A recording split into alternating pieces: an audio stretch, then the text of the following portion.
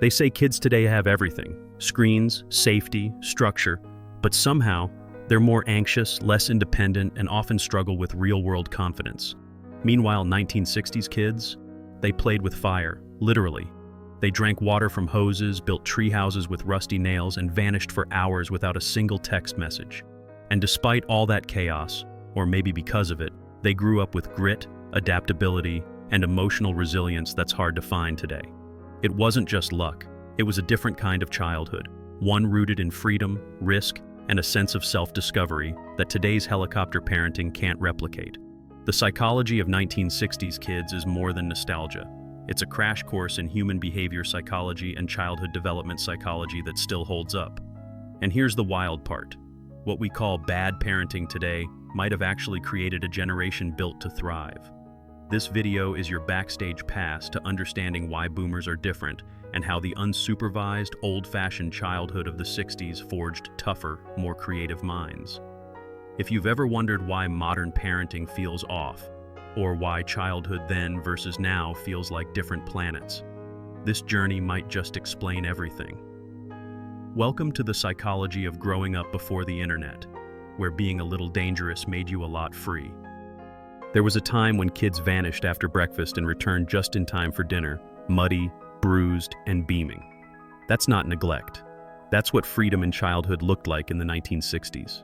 With no tracking apps or constant check-ins, 1960s kids developed a strong sense of independence and decision-making. It wasn't about being reckless, it was about learning from the world, one scraped knee at a time.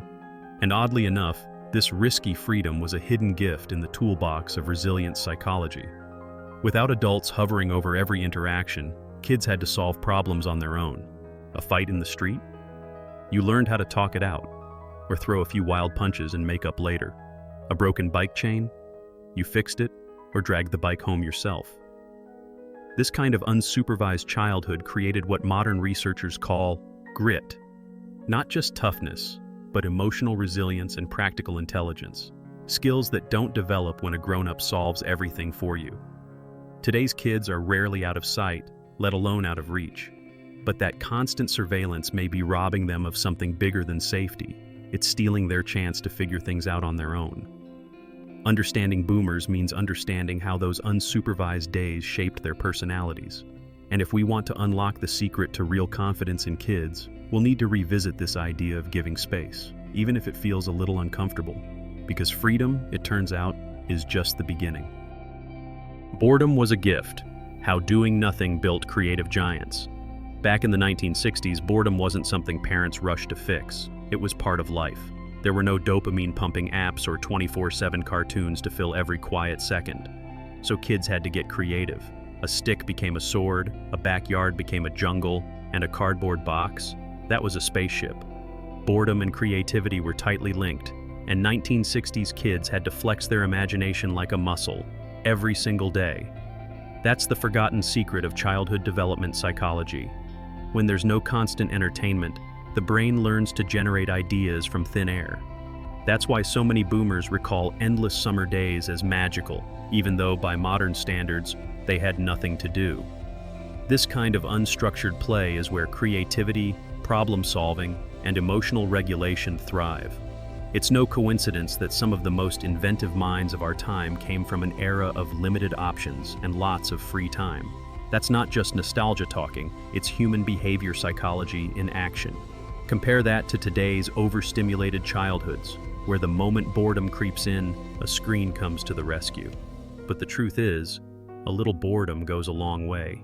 If you want to raise a kid, or even retrain your own brain, to think outside the box, you've got to put the box away.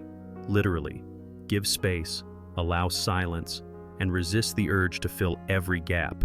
And hey, if you're still here nodding along, maybe hit that like button. It tells me this kind of content matters. Try telling a modern parent that their child should climb a tree alone, walk to the store with a pocket full of change, or play with firecrackers, and watch the panic set in. But for 1960s kids, that was just Tuesday. Dangerous childhoods weren't considered irresponsible. They were part of the process. Scrapes, bruises, and bad ideas were how baby boomer psychology was forged. Because it's one thing to hear "don't touch the stove," and another to actually burn your hand once and never forget it. There was no bubble wrap, no hand sanitizer at every corner, and definitely no everyone gets a trophy mindset. This wasn't about cruelty. It was about developing psychological resilience through experience. Getting hurt taught boundaries. Getting lost taught awareness. That's why many from that era became independent thinkers with a high threshold for discomfort. They weren't waiting for someone to rescue them. They learned to rescue themselves. And that's a lesson modern parenting often avoids out of fear.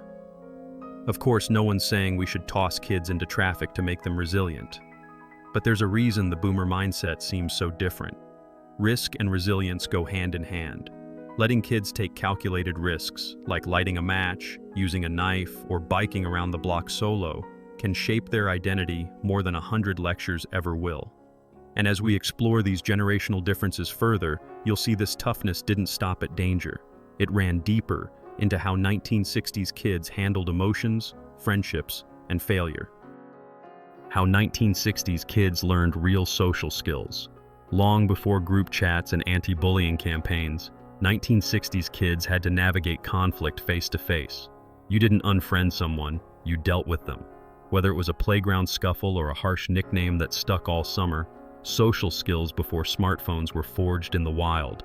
And while it wasn't always pretty, it was powerful.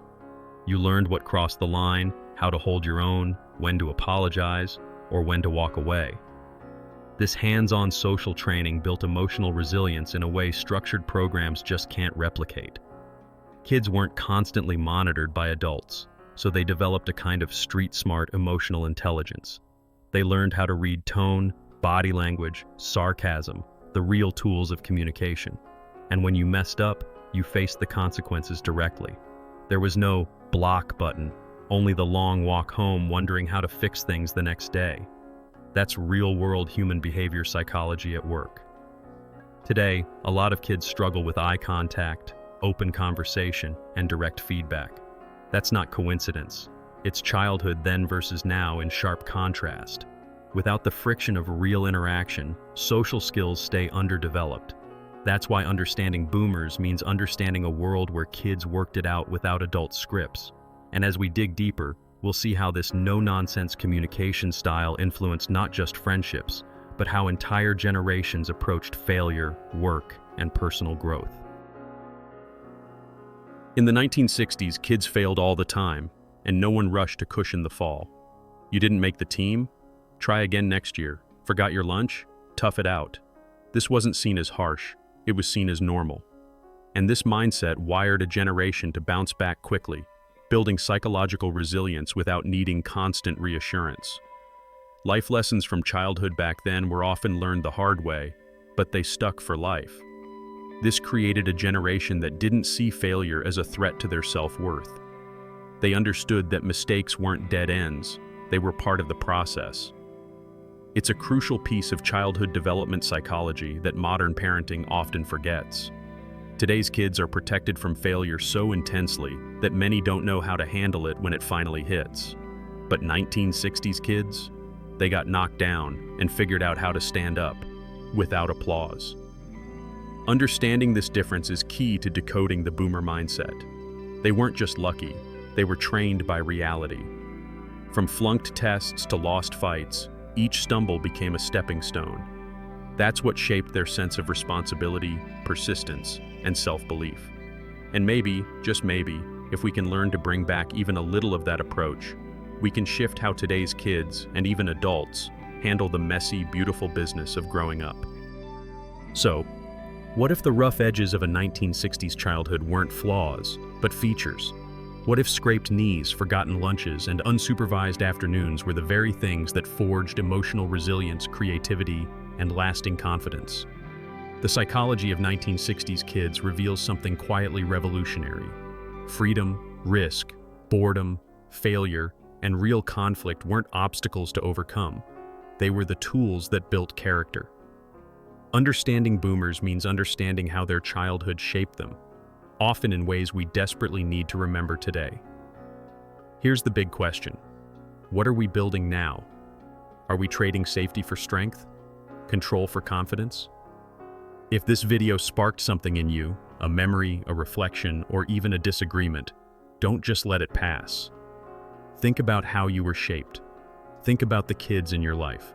What would happen if we gave them just a little more space to fail, to fall, to figure it out?